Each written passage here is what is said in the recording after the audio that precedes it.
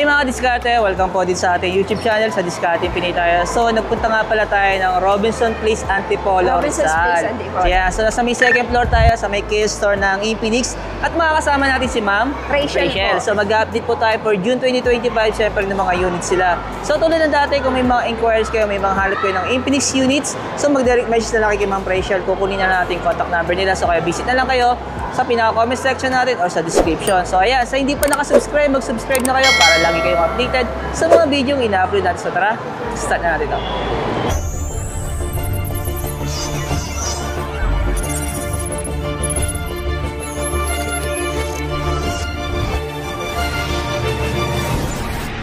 So Ma'am Rachel, mag-start tayo sa Note 50 Pro Plus natin. So magkano ba ang presyo ngayon dito? SRP niya po 17,999. Wow, yung presyo niya. So ito yung 256 na rin. Naka 5G na yan, sir. Pero Ma'am, yung Pro lang, magkano? 11,999. Bali may isang variant pa yan, yung 9,999 niya na 16GB 256. Meron ito, yung Pro? Ito kasi 24,256 na yan, kaya 11,999. Okay. Tapos yung isang variant niya, 9,999. yung storage niya na ay 16GB 256. okay. Ayan. Kasi ito naka 12 GB RAM. Yung pinaka ano niya, standard RAM niya. Ayan. Pero may yung non-Pro natin magkano?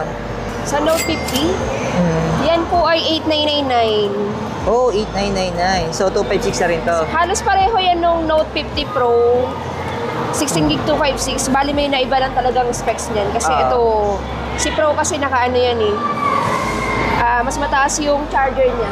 Oh, pero alam ko sa processor pareha lang sila. Parehas lang. Tapos man, syempre, ito, sa mga nagbuhat kay Infinix din, no? Yung Hot 50 Pro Plus natin na naka-AMOLED, saka naka-curved display na. So, magkano presyo nito ngayon? 8,499. Hindi pa rin nagbago yung presyo niya, no? Pareho pa rin po nung release. Mabenta kasi ito, ano? Pero yung 50i natin, magkano? Sa 256 po natin, 5,499. Wow. Yung variant niya na 128GB, 4,799. Okay, so ang available na meron ka dalawang variant. Ayan. Siyempre, yung isa sa mga budget ko ni Infinix, ito ma'am. Sa ganyan po, 4,199.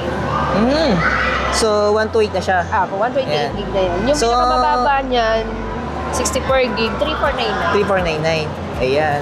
Kaya kung sakali po interesado kayo, so hanapin nyo lang po yung Infinix Kia Store dito sa Robinson. Ulitin ko lang, Robinson Place. Ayan, sa may Antipolo, Rizal, Diskarte, no?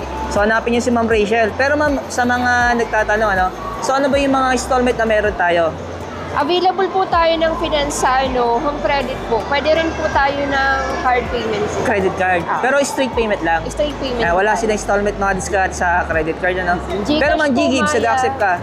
Hindi pa sir, wallet Gcash lang. Gcash. Tapos, Paymaya. Paymaya sir. So, puro straight payment. Meron ka lang talagang installment, home credit. Home credit lang po Thank you, talaga. thank you. Salamat ha, Thank you, salamat sa sir. pag-assist sa Diskarte. So kahit paano na ipakita natin yung mga stocks na meron sila dito, no? So tinanong ko yung tablet, wala silang available. Ayan. Kaya sa may nagtatanong din ng mga iba pang units, so wala silang stocks na yung mga all units. So mga nakikita nyo dito, halos mga latest lang meron sila. Ayan, maraming salamat kay ma'am. Thank you, sir.